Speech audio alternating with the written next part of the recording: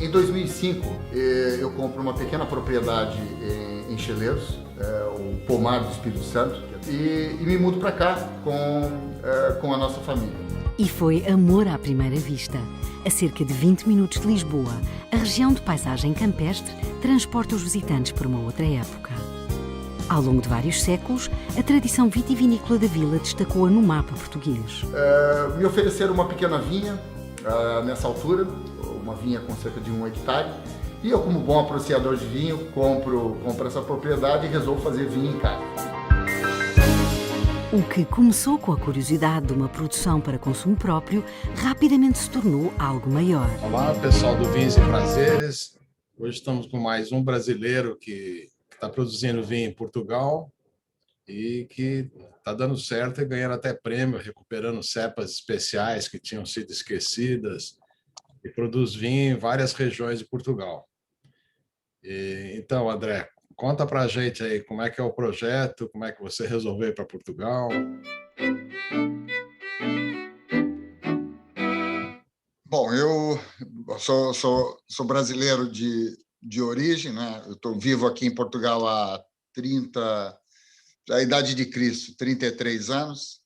Eu sou natural do litoral norte de São Paulo, sou de Caraguatatuba.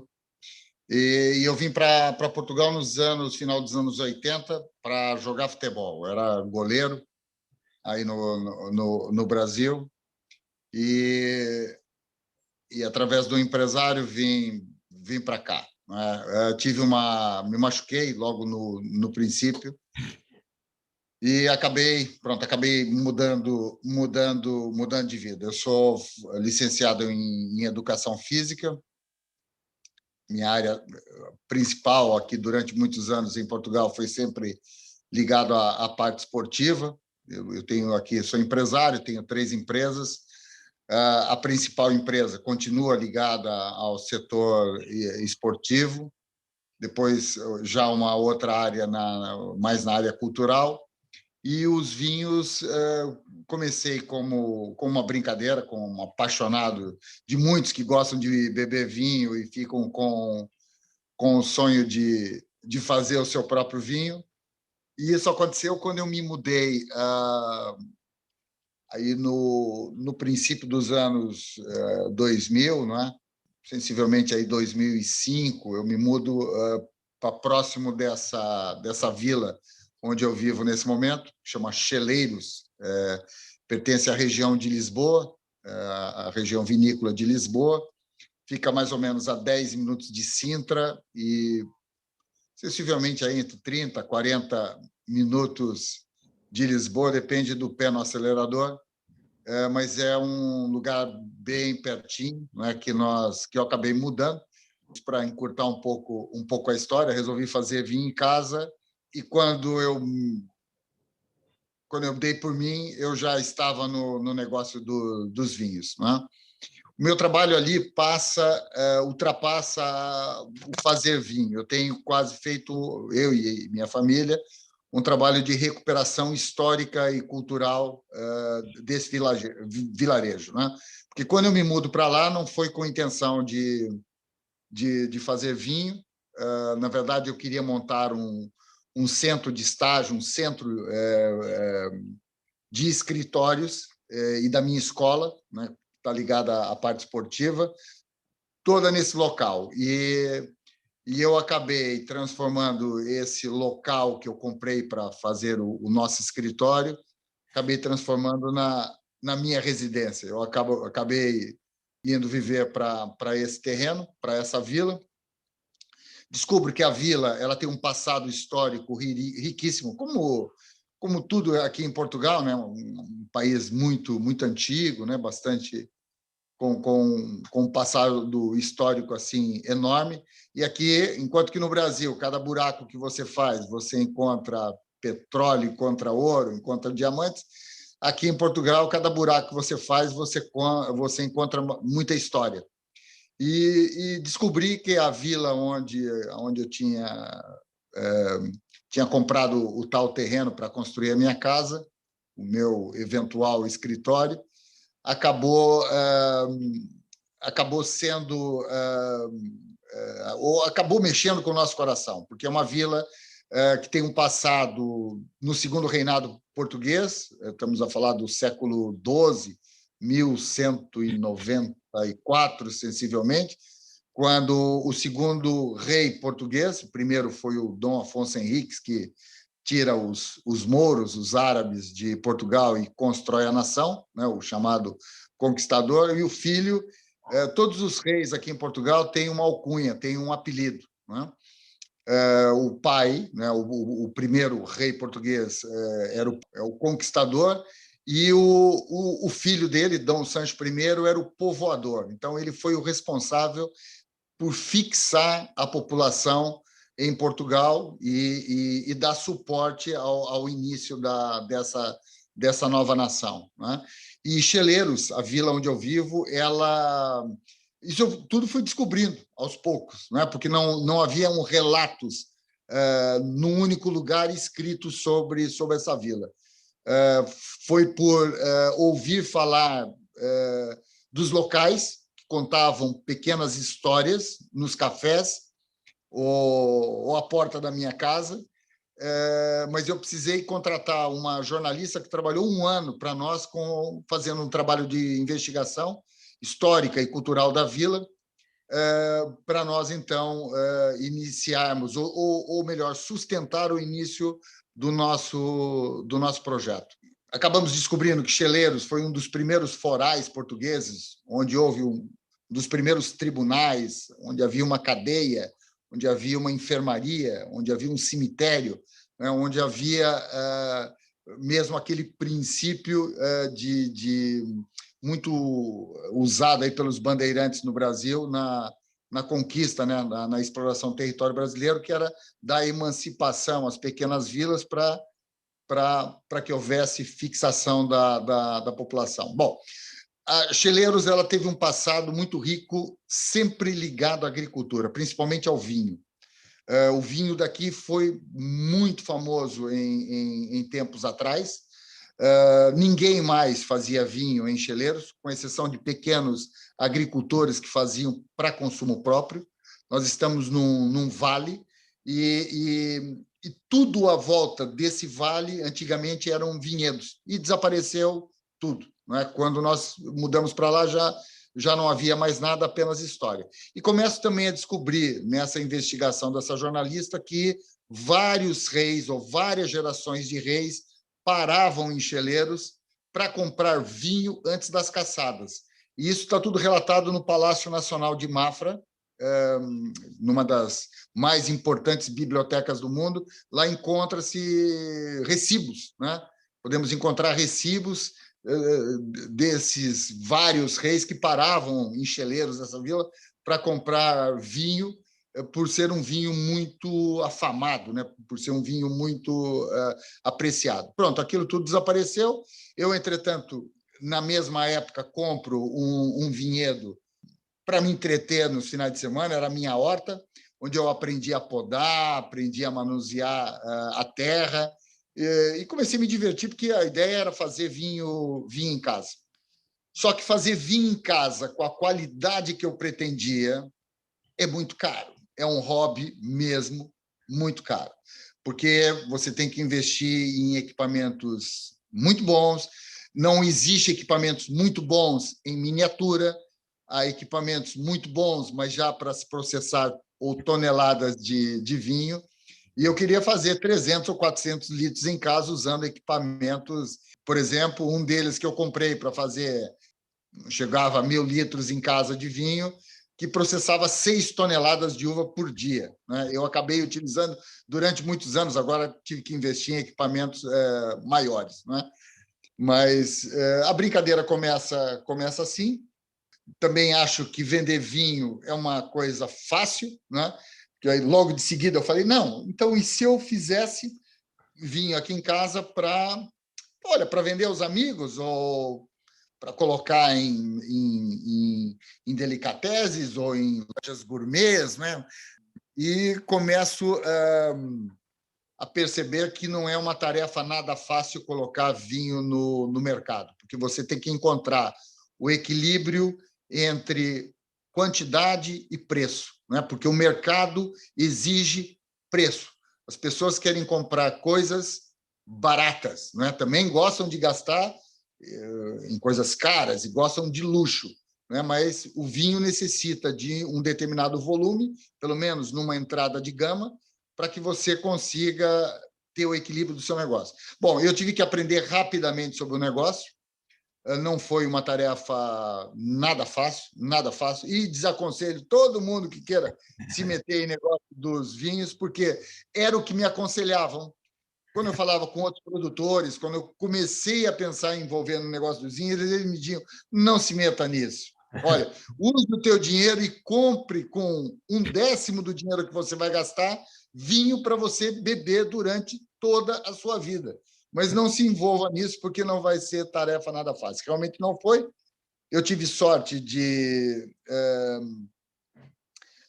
do projeto cair em graça de muitos jornalistas internacionais, de críticos, logo no princípio, principalmente pelo resgate que eu comecei a fazer de uma uva, na qual, ou por enquanto, eu sou o único produtor no mundo em monocasta dessa uva, que é a uva Jampal, ela que foi considerada, esse vinho nosso foi considerado há uns anos atrás, um dos 50 melhores vinhos portugueses, e é uma uva que proporciona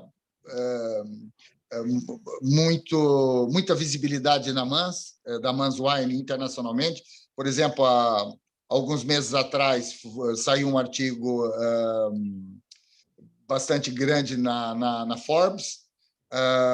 A Bloomberg também agora, também nos Estados Unidos, não é? Que é uma das, se não é a maior, uma das maiores agências de notícias ligada à parte financeira, escolheu os 10 melhores vinhos do ano. 9 deles eram franceses e um era da Mans Wine, dessa uva que nós temos recuperado, que é a uva Jampal. Mas Cheleiros, ela não é um local característico para uvas brancas, né? O passado teve sempre ligado às uvas tintas, e os vinhos tintos de Cheleiros são realmente fabulosos, fantásticos, e todos os nossos vinhos têm recebido prêmios internacionais. E pronto, foi um negócio que deu certo. Eu, em 5 anos, consegui alcançar o primeiro break-even do negócio. Me obrigou a aumentar o volume de produção, sem alcançar, sem chegar no tal desequilíbrio, né, no que diz respeito ao volume. As pessoas me perguntam, mas o que você quer dizer com isso? E um exemplo fácil é a cozinha. Se você tem uma receita boa, né, de um prato, olha, de um risoto, por exemplo, que os seus amigos dizem que é o melhor risoto que já comeram. Mas a verdade é que quando você convida 2 casais para comer na sua casa, 3 casais no máximo, e você consegue, na perfeição, manter aquela qualidade, né, aquilo que as pessoas realmente estão à espera. Você usa a mesma receita que você faz para 2 casais ou 3 casais de amigos e tenta replicar a receita exatamente da mesma forma para 200 ou 300 pessoas, e por mais que você queira, você não vai conseguir ter o mesmo resultado. O vinho é a mesma coisa. Então, é você tentar encontrar esse equilíbrio. Eu tive que fazer um novo investimento financeiro, né? Tenho recuperado até mais edifícios lá em Cheleiros, nessa vila. Apostei numa adega maior, né, de produção de vinho, numa adega maior para armazenagem dos barris, e agora eu acredito que tenha encontrado o tal equilíbrio necessário que eu necessitava. e já desde o ano passado para cá mesmo, em tempo de pandemia, voltei novamente a encontrar o tal equilíbrio financeiro. Eu, para além da região de Lisboa, já estava falando isso para o Alberto, né? Eu também produzo 2 rótulos na Península de Setúbal e 2 rótulos na região do Douro. Então, eu sou produtor em 3 regiões, região de Lisboa, Douro e Península de Setúbal. Depois recebo em Cheleiro gente do mundo inteiro todos os dias, vão visitar esse trabalho de recuperação histórica que nós temos feito. Tenho lá um pequeno museu, e vem gente do mundo inteiro, porque pela essa proximidade que nós temos, é muito próximo de Lisboa e de Sintra. As pessoas, quando vêm passear a Lisboa, normalmente vão a Sintra e acabam visitando Cheleiros. Cheleiros também pertence à Mafra, que é uma cidade turística muito forte, muito ligada ao mar. O surf está ligado muito à cidade de Mafra. Por exemplo, Ericeira, né, que é um lugar fabuloso para quem gosta de frutos do mar e para o surf. É um local turístico assim, muito famoso aqui em Portugal, principalmente por causa da gastronomia e do surf. Então, muita gente acaba também visitando, muitos estrangeiros que acabam visitando Cheleiros. Pronto, é isso mais ou menos o meu projeto. Aposto mais em uvas portuguesas, tenho comprado mais terras, tenho plantado mais, porque durante algum tempo eu necessitei, quando comecei o meu negócio, a comprar uvas com pequenos agricultores, e nesse momento sou autossuficiente, até por vezes acabo vendendo um pouco da minha uva, da minha matéria-prima, quando excede um pouco as minhas necessidades. Eu exporto nesse momento para 28 países. É um negócio, como eu disse, muito jovem. Eu comecei em 2007. O Brasil é um dos grandes mercados nossos. O mercado asiático também é um mercado muito, muito forte para Manzwine. E o Brasil conseguimos aí encontrar já em muitos estados, em quase todas as capitais. Eu tenho um único importador, que é de Curitiba, a All Wine, que é responsável aí pela importação e pela distribuição dos vinhos aí no Brasil. Então, o Brasil é o principal mercado seu? Eu posso dizer que é o segundo. É assim, o Brasil é um continente, né? O Brasil é um continente. Então, eu comparar Brasil com um outro país aqui que eu venda, com a Inglaterra, por exemplo, não é? Pronto, eu tenho que comparar com o Reino Unido. Não posso comparar o Brasil com a Inglaterra. Eu tenho que comparar com o Reino Unido, né? Eu comparar o Brasil com Singapura, também não é justo eu comparar o Brasil com Singapura. Então, quando eu comparo o Brasil, comparo com o mercado asiático. Eu vendo em Singapura, eu vendo em Taiwan, eu vendo não numa quantidade gigantesca, mas vendo para uma determinada região da China, vendo para o Japão, não é?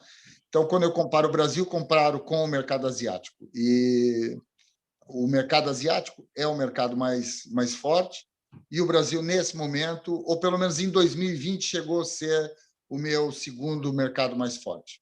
Você acha em São Paulo seu vinho? Acha. Eu não sei exatamente onde, mas encontra-se em muitos lugares. Entendi. Em muitos lugares, em bons restaurantes, assim, mas eu não sei precisar exatamente os locais, apontar todos os locais que você encontra. E você é surfista também, né? Olha, quando minha mulher me deixa, sim. E eu gosto de fazer surf, faço com alguma regularidade. Agora vou lançar até um novo negócio aqui em Portugal, que é uma marca de pranchas de surf, assim, mais clássicas, né? Sim. E como eu estou ali muito próximo daquela zona costeira, a Ericeira, que é um lugar assim de culto, de surf, nós vamos lançar uma marca agora em junho, uma marca de pranchas de surf. O meu vinho também vende muito bem lá em Santa Catarina. Joinville, então, é fortíssimo. Joinville, Balneário você encontra em todo lado, né? Florianópolis também, mas o meu vinho é muito bem vendido lá o distribuidor lá dessa região faz um excelente trabalho, né? Então, E Santa Catarina é um lugar forte lá para nós. então você acabou ficando bom em marketing também, porque vender desse jeito assim não é fácil, né? Olha, também o que eu fiz, eu utilizei a minha experiência que eu tenho adquirido ao longo dos anos nos meus outros negócios, né? Porque o segredo de tudo, né, tá na venda, tá na venda. Quer dizer, é um negócio para sobreviver e não adianta você fazer vinhos fabulosos, espetaculares, ou vinhos com uma imagem linda e maravilhosa, sabe, o segredo dos negócios realmente está na venda, né? Aí, lógico, aproveitei a experiência e o recurso que eu tinha dos meus outros negócios e apliquei no vinho e acabou dando certo. Você tem um enólogo próprio, né? Eu tenho 3 enólogos, 4, na verdade. São 3 consultores e um fixo na adega, né? Que é o residente. Depois eu tenho... grande parte dos enólogos não trabalham só para uma vinícola, não é? Eles acabam sendo consultores de 2, 3, 4, não é? Ah, E principalmente na minha dimensão, que é apesar de eu fazer cerca de 500 mil de litros, ou ter capacidade para 500 mil de litros por ano, mas tenho capacidade, né, para vinificar 500 mil por ano,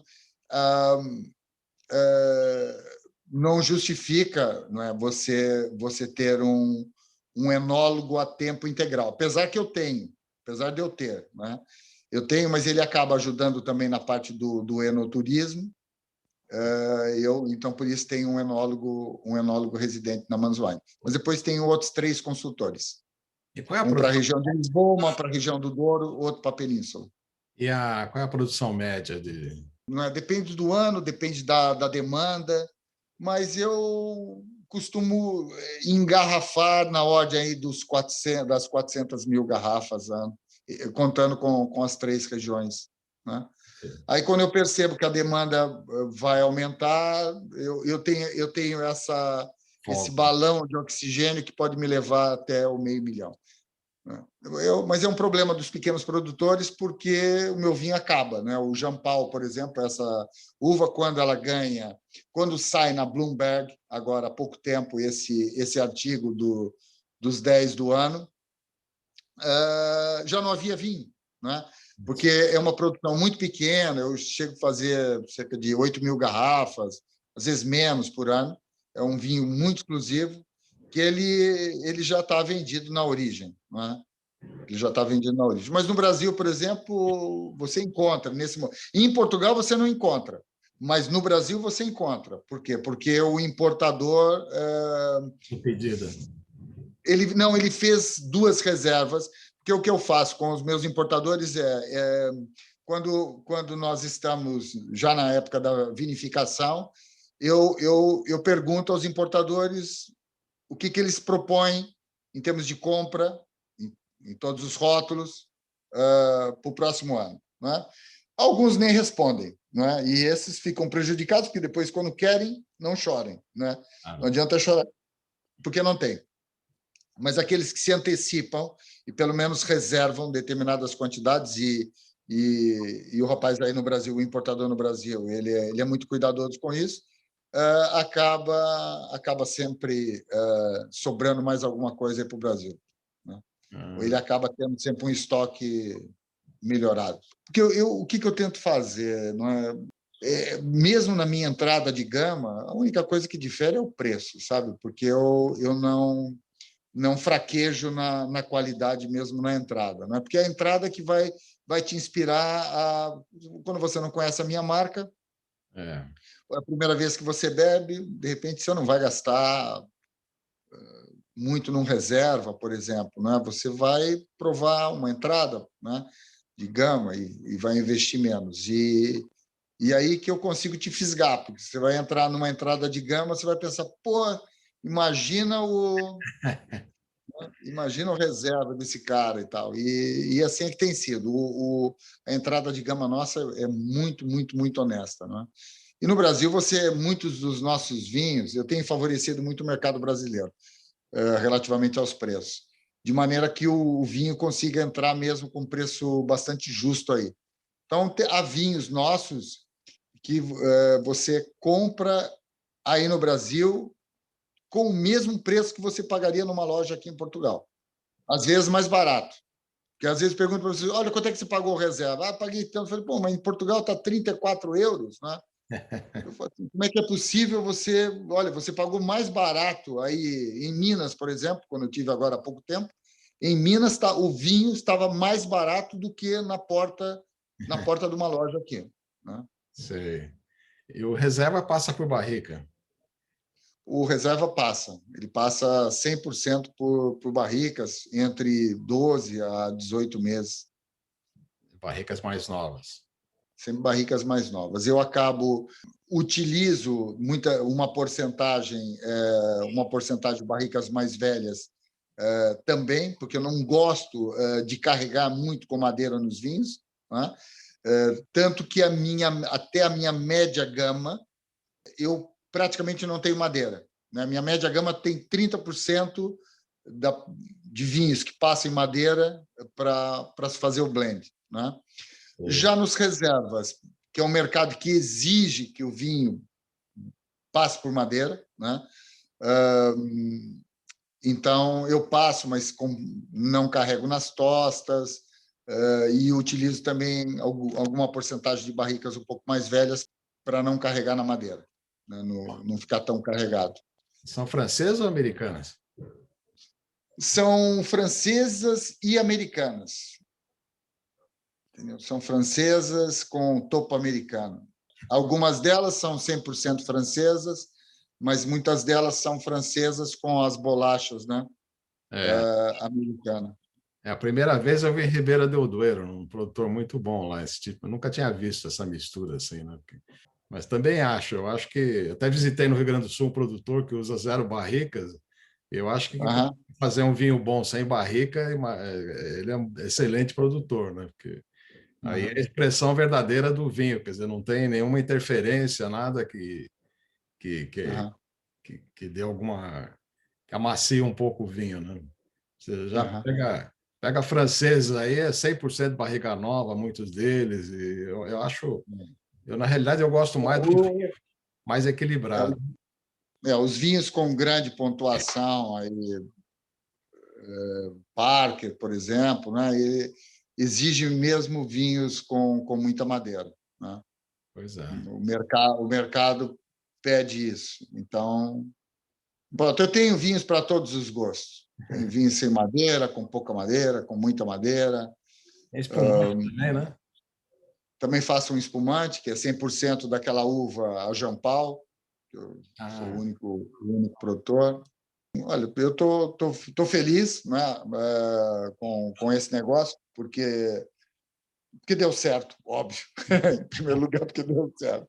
Mas é um negócio que exige, é o meu filho mais novo, é aquele que exige mais de mim, sabe? Eu tenho que... grande parte do meu tempo, enquanto empresário, é mesmo dedicado ao vinho. É muito legal. É muito bom ouvir isso aí, né? Ver que está dando certo num outro país, né? Porque deve ter, no começo começa a ter uma certa rejeição por ser estrangeiro, né? Ainda mais na época que eu... Agora já tem mais alguns brasileiros aqui, né, em Portugal produzindo vinho. Quando eu comecei, não me lembro de nenhum, pelo menos, de ter conhecido algum. E realmente não é uma coisa meio estranha, né? Que nem a gente brinca, é japonês tocando samba, né? Então, se bem que tem muito japonês que toca samba e muito bem, né? E dança também. Hoje em dia, no meu tempo, na minha época quando eu era mais jovem, não tinha nenhum, não. Mas agora já tenho visto. Essas novas gerações, né? E o que acontece era uma coisa assim meio estranha, um brasileiro, ainda mais da área de negócio que eu vinha, era mais um curioso entrando dentro desse negócio. Mas eu acho que aquilo que fez, muita gente diz, não é todo mundo, mas muita gente diz que acho que deu certo pela paixão que nós colocamos em cima desse negócio, né? Mesmo, é um negócio de muita paixão, e só você vindo cá para para poder entender todo aquele trabalho de recuperação histórica que nós temos feito lá, recuperação cultural, sabe, recuperação das terras, todo aquele passado histórico ali. Teve que ter muito esforço, cara. O que eu tinha arrecadado ao longo dos anos está tudo ali em uvas, cara. Entendeu? Pior que não para, né? Daqui a pouco você tem que comprar mais terra, produzir mais uva, aumentar a adega, quer dizer. Não, mas eu parei. Ali é o meu limite. Eu tenho plantado, grande parte das minhas vinhas são em Cheleiros, mas eu também tenho vinhas em Alenquer. Fica 40 quilômetros, 35 quilômetros de Cheleiros. Pertence também à região de Lisboa, um lugar ótimo de uvas, por isso que eu comprei terras lá. Mas eu quero me centrar mais em Cheleiros. Então, eu, eventualmente, daqui a algum tempo, provavelmente, irei desfazer dos vinhedos de lá e tentarei me concentrar com os vinhedos todos. Isso, obviamente, vai me obrigar a comprar terras em Cheleiros e plantar em Cheleiros. Mas isso é com muito tempo, porque eu não vou... Uma videira demora aí 5, 6, 7 anos, 7 anos para a gente conseguir ter uma produção adequada para o tipo de vinho que eu faço. E, obviamente, primeiro eu tenho que estar abastecido aqui com uva para poder, eventualmente, desfazer de outro negócio. Mas eu ampliar, não tem esse intuito, porque aí, como eu te disse, aí entrar no outro patamar. E, eventualmente, um outro negócio. Tem uma outra vinícola, não a Manzwine, mas uma outra vinícola do grupo, e para trabalhar em volume ou para fazer outra coisa qualquer, entendeu? Mas eu acho que estou no equilíbrio perfeito entre volume e qualidade. Se eu passar daqui, eu já vou estar a cozinhar para 100 amigos, e não para os 2 casais, entendeu? E depois que você criou essa produção aí, teve mais produtor que apareceu na região? Não. Aqui perto de mim não tem ninguém, não. O que é agricultura aí? Nesse momento, nada. Nada. Só vinhas mesmo. O chão é muito duro, muito duro. É muita pedra, é calcário, mas com blocos gigantes, enormes de pedra. Nós aqui não fazemos como o Douro, que dinamitamos, ou aqui é tirado mesmo a máquina, os blocos de pedra. Quando nós não encontramos aí pelo menos meio metro de terra, de terreno para se plantar videira, temos que escavar, entendeu? E às vezes gasto mais em maquinaria para tirar pedras do terreno do que com o custo de compra do terreno. Nossa, que loucura. É mais barato o terreno do que a preparação dele, entendeu? Por causa da quantidade de pedras. Que loucura. Quanto que o Douro é xisto, né? Aqui também é um chão calcário. Muitas conchas, sabe? Muitos fósseis a 280 metros do nível do mar, a 8 quilômetros em linha reta do mar, mas num vale, num buraco. Então, estamos muito protegidos dos ventos marítimos, apesar de sofrer uma influência marítima, né? E a 280 metros do nível do mar. Tá? Então, é uma combinação, assim, uma oscilação térmica enorme, é um frio de morrer de manhã, e você anda 2 minutos de carro e a temperatura já subiu 5 graus. Agora, no inverno. Como, ao contrário, quando é verão, como a gente está no caldeirão, estamos aqui, ó, é um calor infernal, e você anda nem 5 minutos de carro para cima e o frescor vem ao de cima, entendeu, cara? Já melhora. Mas as uvas gostam, né, desse tipo de oscilação térmica. Também gostam de sofrer, e temos um solo apropriado para esse sofrimento. É um solo muito, muito duro. Pronto, nesse cantinho temos uma combinação perfeita para aquilo que pretendíamos. Não sabíamos, é muito duro, como eu disse, né? Mas olha, está funcionando, os vinhos são ótimos. Olha, a última Expo Vines foi o nosso vinho que venceu, né? O prêmio de melhor vinho do Velho Mundo, por exemplo, né? Então, muito bom. Foi muito bom falar contigo aí, aprender um pouco dessa região que eu não conhecia. Já fui algumas vezes a Portugal, mas fui mais para os mais famosos, né? O Douro, o Dão, fui até lá em cima também, no Vinho Verde, mas essa região, e o Alentejo também nunca fui visitar vinícola, só entrevistei gente, né? Então vamos ver se da próxima vez aí eu concentro essa região aí do centro para o sul aí, vamos conhecer a sua vinícola. E Maravilha. Quando vier a São Paulo também, avisa que a gente encontra. Preciso conhecer esse seu vinho especial aí, que é tão famoso. Tá bom. Então, muito obrigado aí. Boa produção e que tenha uma boa safra esse ano, então. Tá ótimo. Prazer, Alberto. Prazer, Aí, e muito obrigado pela oportunidade. de nada. Muito obrigado a você.